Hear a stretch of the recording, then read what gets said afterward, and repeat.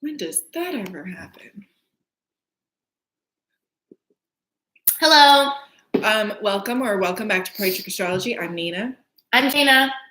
This is Greta's live Drag Me reading. If you don't know, a Drag Me is a service that we provide on our website, partytrickastrology.com/shop. If you didn't hear that from the first time, because there's a robot, it's partytrickastrology.com/shop. And it's one of many readings that we provide. So you can go on there if you want to check it out, because we don't drag people who just write in their birth information and drag, because it's a reading that we provide on our website, partytrickastrology.com/shop. Maybe if I say it 3 times, people will retain the information. Also, you should, once you're done watching this video, go over to youtube.com/listen to the stars to see the collaboration that we did earlier today. Our favorite Astro gal, Nicole Brenny. And we did one last week too. If you want to check that out, that's up as well. It's a little tour of both of our closets through the lens of our Aunt Makarka, which is our soul planet. Which is just the planet in the highest degree, not including the outer Neptune, planets. Yeah, not including those. Well, I don't know if you would consider Saturn outer planet or Jupiter. Well, like the Vedic planets, like the what's the word? Like the OG Vedic astrology planets. Like before we discovered any of this Pluto shit. Yeah. And she has a great channel besides just our collaboration. So you should just check her out anyways, you know? Yeah. We're just waiting for Greta to come into the chat, the live stream, so that we can get to dragging her chart. And she's here. Okay. Good, because I was going to say, looking at your chart, you do not have the anatomy of a drag me. You have the anatomy of an advanced reading girl. No, that's what I was thinking. You need an hour. Yeah, you need an hour of some serious sit down and go over what's going on with you, girl. I'll put Nicole's chart in the comments. Chart, her channel. Her channel. So if you guys are curious, okay. It was my thought. Yeah, so she is from Alaska, and we noticed that in certain other countries, like especially ones, I guess, like on the more, is that the northern hemisphere at the top, they tend to be a lot of double interceptions. Yes. And Greta is no exception. Right. So Greta, you have double Cancer, double Capricorn, double Leo, double Aquarius, and you're missing Sagittarius, Gemini, Aries, Libra. Which means as well that your Mercury, Mars, Jupiter, Saturn, and Pluto are all intercepted. Yeah, dude. Yeah. And your Pluto, Mars, Mercury are retrograde as well. And they have lots of major opposing action, which is why this is very much a chart reading chart and not a ha ha he he, look who has a fucking 8th house sun, ha ha ha. Yeah. Like, I don't know. Not that that's like ha ha ha, but none of this is like I don't think we've dragged an 8th house sun yet. They don't want to be dragged. Yeah, maybe not. I don't know. Hey, I kind of want to be dragged. I wish it's some other channel. Do you want to pay me to drag you? Yeah. No. Okay, so let's drag Cancer rising, because we're a motherfucking Cancer rising, and that's you got so easy. Your sun, moon, and rising are all Cancer. Oh yeah. And just for fun, what's your Aunt Makarka? And your North Node is in Cancer. God damn. So you're leading quite the Cancer life. Yeah. Your Mercury is your Aunt Makarka. Marie-Isabel's watching this from her dentist chair. Oh my god, yeah. We have to cancel Marie-Isabel's drag me because she said that she didn't want to do it. Well, it was lots of different factors. She's in the dentist right now. Yeah.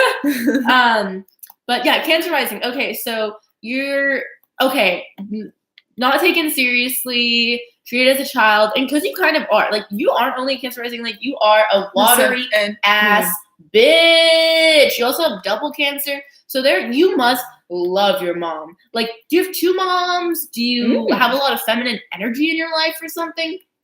But like, you always feel attacked. Like, and there's not like something in you that's like, hey, like maybe I shouldn't feel attacked right now. Like maybe this isn't personal. No, everything in you is like, this is personal and I am being attacked.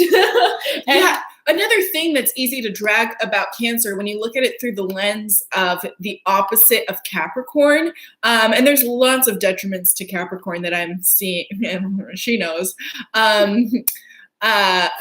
But if you take it too far in the opposite extreme, is that if you got too much Cancer and it's like in a not good manifestation of it, you can just be, because the moon is receptive, and you can just be so lazy. I hate to say that because like, well, it's a drag me, so you get me so lazy. You can be so hard to like go after things and initiate things and like pick things and just be like, this is what we're going to do, instead of taking lead from someone else all the time. And that's not just like, it's not just the Libra thing, taking lead. It's those two cardinal signs, Libra and Cancer. And you don't got any Libra girls, so it's all Cancer in you, of just like being so receptive, or I guess not receptive in the sense, just so like what I think it is, okay, because it's also in your 12th house, is that like you're that kind of person that you'll be like, whoo, being around somebody drained all my energy, completely exhausted me. And like you doing something as simple as like leaving your house is such a task. And like you can be so lazy because of it, because it looks like you're literally doing nothing. Like to the normal person, you're doing nothing. Like you're going out, you're getting some paper towel, but to you, you're like, but all the energy. God, and I then spend so much. The clerk was attacking me. Like they were so impatient for when I pulled out my debit card. Like and you always forget shit too. So you're like so receptive. You're so like tuned in, right? But also like you're not tuned into yourself at all. Yeah, and you just said I like to like yourself is in like the physical. I like to shut off my receptiveness to function. I don't know how you could function without shut, because here's the thing, your first house and second house are ruled by Cancer, but your sun and moon are at such low degrees of Cancer that they still fall into the 12th house. Another thing is like when you think of Cancer as being the moon and being like, the moon is 100% dependent on the sun for sunlight. And this is another aspect of like the cardinal signs of Libra and Cancer, of just like you're moving in a direction, but it's completely dependent on the surrounding circumstances. It's completely dependent on someone else. Yeah, you're just going in whatever direction other people are going in. And like, you're not leading your own direction. Especially because your Mars is intercepted in retrograde. In the 6th house, it's very much like, well, intercepted retrograde. It's just like you don't have any of your own Kickstarter. You don't have any own action. Like the only time you probably get pumped up is by something that you believe in. But honestly, that thing that you believe in is probably influenced by somebody else's belief. Yeah. You know what I mean? I just feel like you're somebody who feels like you don't own yourself. Yeah. I have lots of Cancer and Libra energy, and I have a friend who has lots of Capricorn and Mars energy. And recently it occurred to me, like, I don't make any of the decisions in our friendship. Oh my God. It's like, I could see what if I was like, hey, can I pick the movie that we're going to watch? I'm like, that would never happen. Yeah, like if I wasn't like a 7th house person, I already make a lot of it, like I'd be making all the decisions. Because Nina's very much like, she'll just be like, yeah. And it just recently occurred to me, like, I never like have any say in what we do. And I'm like, I think that's just the fate of my life, especially around. That's such a Cancer Libra way to look at it. Like, that's just the fate. Oh, well, when you're intercepted Mars. Yeah, you get it. Intercepted Mars. But when you're around a Capricorn Mars person also as well. Not Mars and Capricorn, but like Mars influence Capricorn. And Mars and Capricorn. They make a lot of decisions. Yeah. And Mars and Capricorn makes a lot of decisions. Yeah. And you're super, like, your 7th house is this small in Capricorn. You just dragged yourself when someone asked you if you even have an identity. No, I don't, honestly. You don't. You don't. Your sun is in the 12th, like, your sun and your moon are conjunct. So what's interesting about having, like, okay, the similarity that I see between the 7th and the 12th house is that there's a loss of identity. How it's lost is very different, and everything else is very different. But both of those, like with the sun there, it's a loss of identity. But the thing is, like, having your sun and moon conjunct, it's like you're like, well, I know who I am. It's just the second I get around people, or like you are outwardly influenced, huh?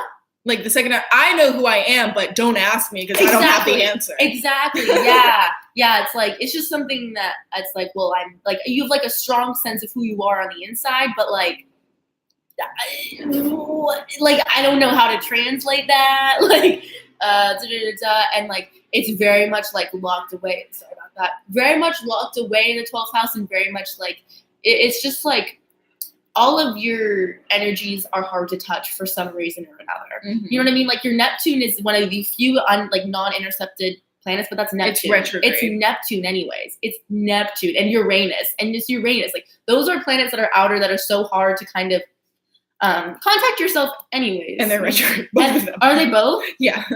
Oh my God. That's ridiculous. Wait, what just happened to my thing? Hello? Sorry, hold on. There you go. Let's literally go through your chart and see what's not like buried in some way or another. Sun and moon, buried in the 12th house. Yeah. Mercury, intercepted in retrograde. Venus is in Taurus, good, but buried in the 12th house. It's in the 12th house as well. Yeah, buried in the 12th house. Mars, retrograde and intercepted. In the 6th house. Intercepted. Intercepted. Saturn. In the 12th house. Intercepted. Yeah, in the Uranus, 12th house. Retrograde. Neptune, retrograde. Pluto, retrograde and intercepted. Yeah. So it's like the planet that I feel like you have most of a hold on is your Venus and Taurus. Yeah. But even it's still.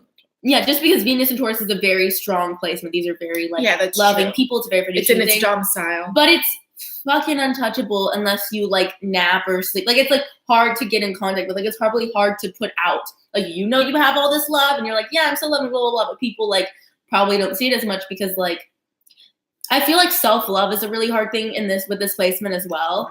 100%. Like again, like Venus and Taurus has a lot of love for themselves, but in the 12th house, it's like you have almost like a love for your imagination. You know what I mean? And like what you can conjure up, not what you are physically. Does that make sense? Venus in the 12th house would, in some cases, be an indicator of someone with a hidden sexual preference, totally, or for some reason ends up in relationships that have to be hidden. Yeah. Secret affairs, that sort of thing. But I remember hearing something about Alaska. There's a huge disproportion in men and women. Oh. I just can't remember if it's like, I think it's so many women, right? I don't know, you can answer that.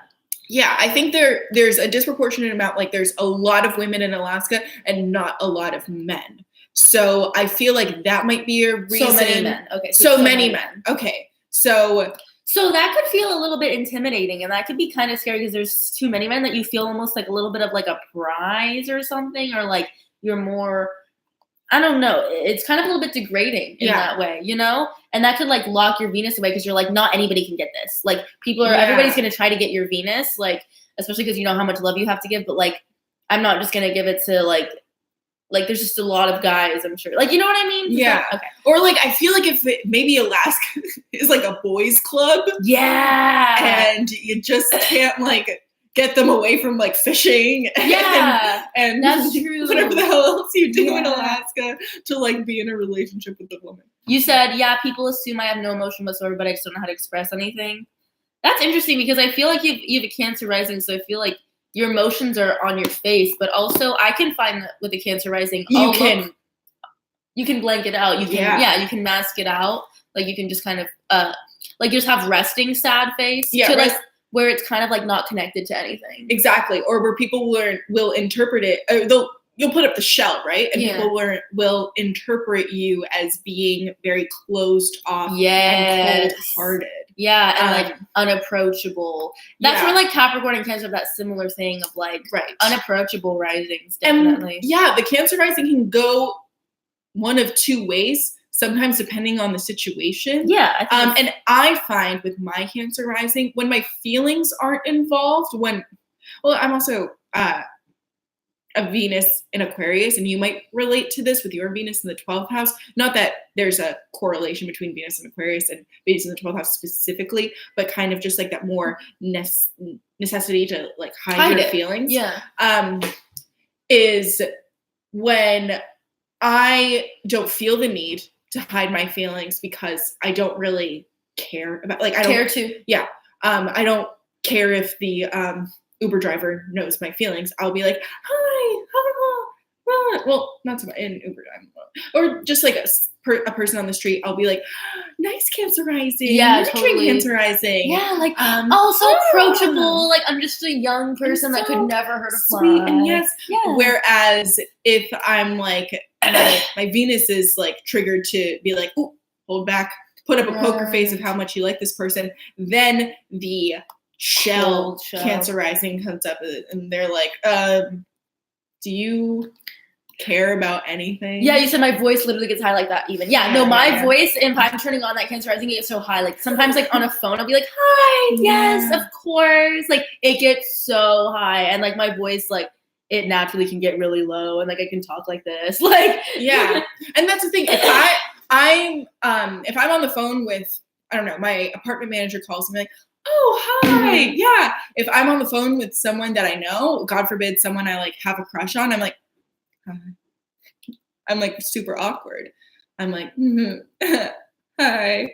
And they're like, are you hiding a body right now? It sounds like you just killed someone and you're like trying to act cool. I'm like, yeah. But I want to talk about this like Gemini interception, but with all this Gemini energy, because I feel like that just translates to, instead of you talking a lot, you just talk a lot in your head and it drives you fucking crazy. Like, I feel like, honestly, like, not to be this person, but like, you're somebody that could get called crazy.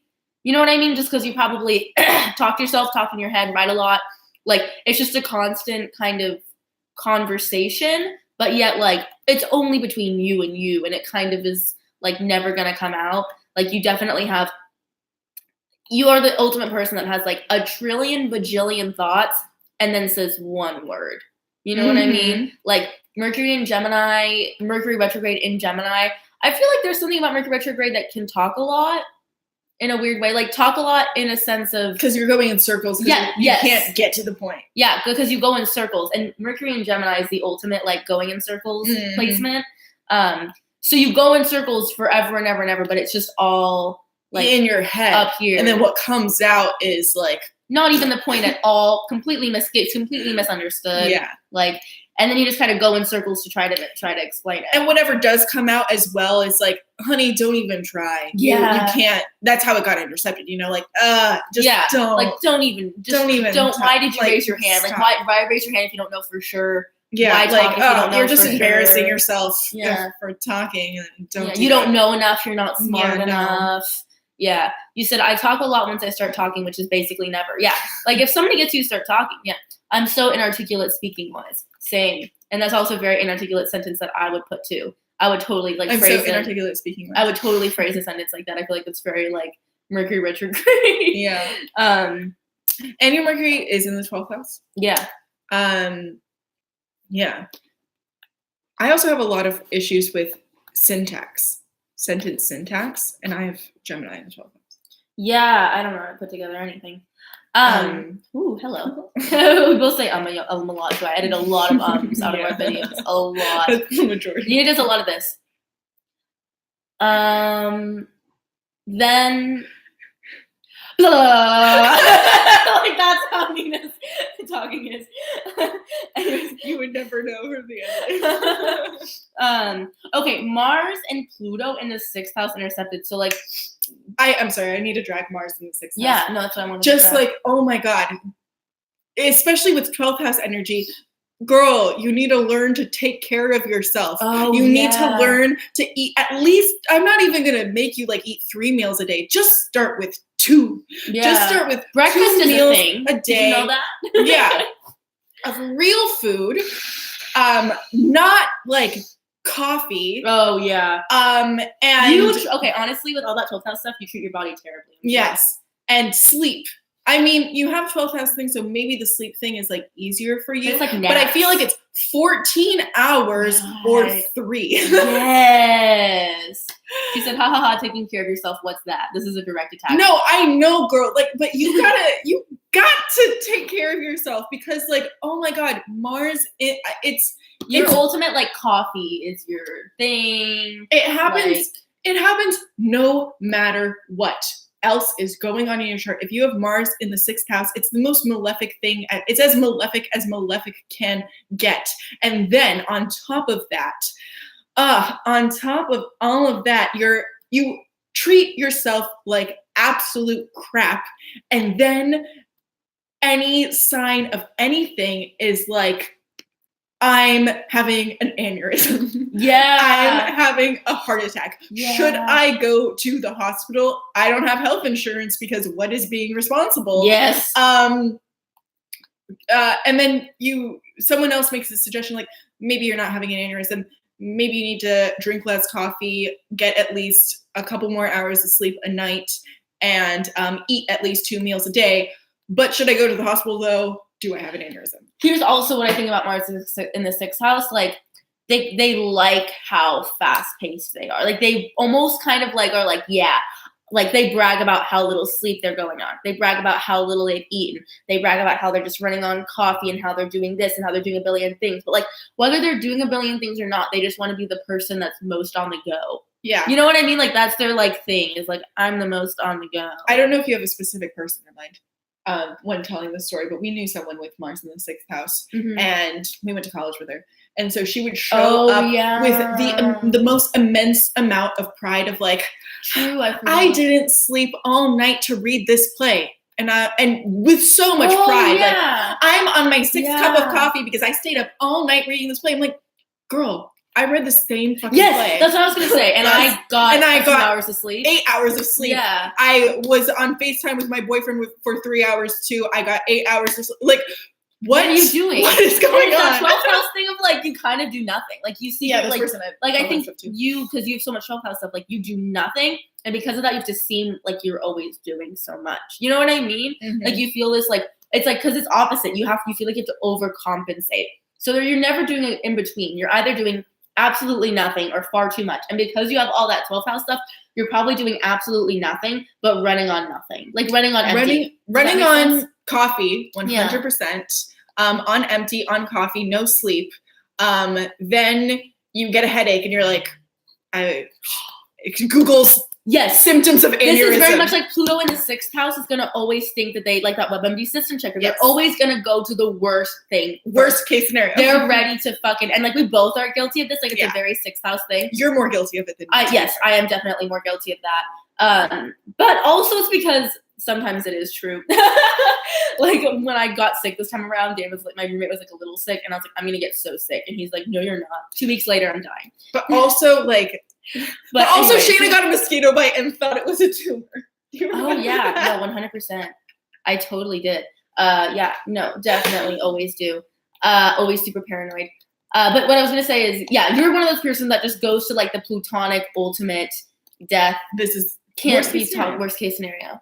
I may accomplish nothing, but at least I'm over caffeinated enough to make myself think I'm getting something done. That's exactly what I was trying to say. Like Yes. you're running on empty, as though like not just like you're not running. You're just, but you're like, yeah. And your life it's not even just that you want to make your life seem like it's so on the go. It probably is. Like you probably get like a lot of last minute of like, oh, now I have to work here. A lot of and, last like, minute things. and then like this is an exact story. I was talking to someone who had a headache yesterday in Mars in the 6th house, and he was like Googling if he had an aneurysm.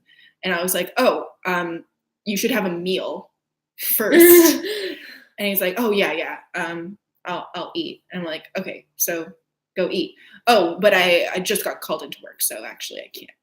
So I'm not gonna eat until like 10:40 and then fall asleep at 6 a.m. Get 3 hours of sleep, and the cycle continues. But I'm probably gonna die. You know? And I had something else. Mars in the 6th house. And okay. Also Mars in the 6th house with 12th house stuff is like you're working, like go, overly caffeinated, maybe you are even like accomplishing stuff and you're like, oh my God, I can't wait. Like you're the type of person who after working for a very long time or like focusing on something for a very long time, you're like, I deserve to stay in bed for 4 days straight. Yes. I deserve it. Yeah. It's like that meme of like no one, nothing. Mars in the 6th house, Moon in the 12th. I deserve to stay in bed for 4 days straight. Yeah. I deserve it. Oh my gosh. Let's see here. If there's anything specific you want us to drag, you can always say that. But I was gonna say something. I was gonna drag something about Neptune in the 9th house. I was reading about that. Okay, so Neptune in the 9th house this is good, but we'll get into it. Okay.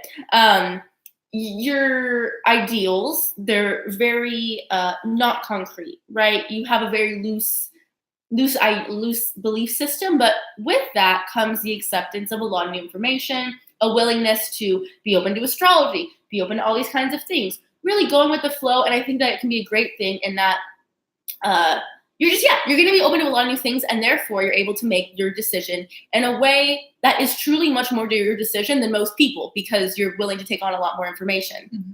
But once you've made that decision, both Neptune or like Pisces and Sagittarius, like Neptune, Sagittarius, and I think it's in Aquarius, right? Yes. And your 9th house is in Aquarius and your Neptune is in Aquarius. We'll do this thing of, well, since I've been so open to all this stuff, I know everything. Yes. And so when what you latch onto, you're like, this is right. And you can get such a God complex about it and such a superiority complex about it and be so stuck in it once you pick something and like almost not want to hear the other thing once you pick it, you know? Yeah, you don't want to hear other people's opinions because you genuinely believe that your beliefs are going to save the world. And yours are the most fleshed out as well. Yeah. You're like, well, I've looked into everything. Yeah, so it's strange because on the one hand, there's a lot of tolerance that comes with it because you're open-minded to a lot of things, but there's a lot of, and this is very Aquarius in general. It's there's a lot of intolerance once you've decided on your point to hearing other people's opinions. You know, it's classic internet culture. Yes. To a T. That's why this is like the Uranus, Neptune, Aquarius generation's time. This is internet culture. Yes. It's like that. We are the most progressive, most liberal, most blah, blah, blah, blah.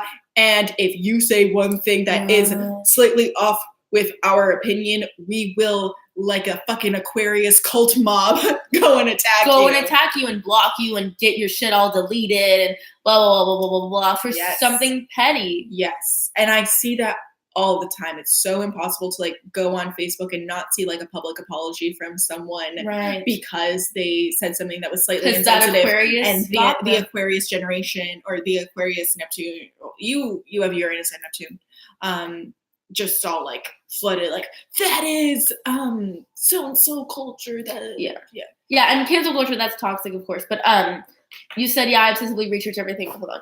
Sorry. I'm sorry. I was about to die. Okay. Yeah, I obsessively research everything, so I'm usually convinced I have a solid argument, which makes sense with your Mars and Sagittarius and that Gemini energy, but intercepted, where it feels like you don't have any information. Like, you feel like you're somebody who has to have, like, so much information on something before you act on it or say it, because you owe it. Like, it's that imposter syndrome, but not Capricorn. Like, Gemini, Sagittarius, knowledge, information, imposter syndrome. Yeah, and your Mercury is also intercepted. You're also only 17, so you're more, because when I was 17, I was totally like susceptible to just what am I trying to say? This is what happens when you don't have editing. Of being more in the cancel culture mindset. And it's just like a growing thing. Of course. You said, I think I'm pretty open-minded to other points of view, but I'd rather argue in pursuit of the truth than to blindly defend my side. Very Mars and Sagittarius. True. Yeah. I think there's something, I know this is dragon, but there's something interesting about having like an intercepted retrograde Mars and Sagittarius, is that you are going to fight less blindly than most Mars and Sagittarius is. You're not going to fight as righteously indignant. Yes, you need a lot more backing you up. You really need that kind of like knowledge and of knowing everything that like the Mercury and Gemini, Mars and Sagittarius like can kind of get lazy with, like, because they're mutable signs. They can kind of get lazy with all the knowledge and actually acting upon their stuff. But like when it's intercepted, you were always like kind of belittled and said like maybe you're dumb or you're not arguing this. So you always, whenever you come with anything, it is thought over a billion times. It is backed up. It is very like, yeah, you won't pretend to know something that you don't, which most Mars and Sagittarius, Mercury and Geminis can. But because it's intercepted, I feel like it's not, which is the one oddly good thing about an interception. Yeah. But like, I don't know. Cancer, Sun, and Moon in the 12th house. I'm still on that. You have so many conjunctions to both of these. Your Sun conjunct Moon, Mercury conjunct Sun, Jupiter conjunct Sun, and then Mercury conjunct Moon, Jupiter conjunct Moon, and your North Node is also conjunct your Sun and Moon. Yeah, so you're literally going to that Cancer lifestyle, which makes sense as to why you tend to be the person that's going to be the cutoff Cancer. You know what I mean? Because it's that Capricorn South Node. And your Moon is also conjunct your Ascendant. So I feel like even though our Cancer rising video is the very first video we ever put out here, and it's very like it's very Cancer rising. Awkward, I feel like that's what made you subscribe. I don't know if it is, but like you're just like, this is me. So Emerald Swordfish commented, is social media and modern culture our predatory sugar daddy? And I'm confused. Very confused. Sorry. I don't even type it. I don't know why. I have a very big thing with that for no reason. I've read Mercury retrograde people learn differently than most people and are often called dumb growing up, which makes them grow up wanting to learn a lot or just accept those critiques. Yeah, that's very true. Yeah, they learn backwards. Yeah, it's a very backwards or just a very like or it could just be a different style. Like I can't read and comprehend things. I need to have the visual and like kinesthetic to go with it to learn something. So because of that, like you feel stupid because you're just not getting these concepts when they're just like told, talked at you, or read to you. You're not gonna, at least I don't interpret them at all. Greta says, I think I was actually called smart too much as a kid. Oh, interesting. Okay, so that's a Gemini thing, right? That's true. Gemini like people get complex about having to be the best at everything. Yes. And that's a Gemini Aquarius combination. Yeah. Or a cardinal thing too, and not to do it all like being the best. It's kind of a cardinal thing. But with Gemini is that, of course, when you're in that lower education system, you're excelling. You're so smart. And you're so good at the like elementary school and middle school. Like, just the quick learning and the quick fast-paced little things. And then you grow up and you're like, you get that position of like the best from a young age. And then it's like someone who hits a growth spurt really fast. And then everyone starts to, and then you're like, oh my God, everyone is as tall as me. And then just because you were here and now you're equal, you feel inferior. So. Right. Yeah. But actually the Drag Me is done. Yes. And we do have a reading really soon after this, so we can't stay on for too long. But thank you so much for purchasing this. This was super fun because you should get an advanced reading. So it was really funny to look at it. It's a little bit of a reading as well, but just we're gonna go with what we need it, girl. Yeah. Yes, thank you everyone for watching. Make sure to check out Nicole Brenny's channel, Listen to the Stars, for our 2 collaborations that we did with her. And if you want to purchase the Drag Me. Oh yeah. If you want to astrology.com/shop is how it is. And if you want to purchase an advance or anything in all of that. They're all in stock right now, including our astrology course. Oh yeah. We should promote that on Nicole Brenny channel. Okay. Bye. Thank you.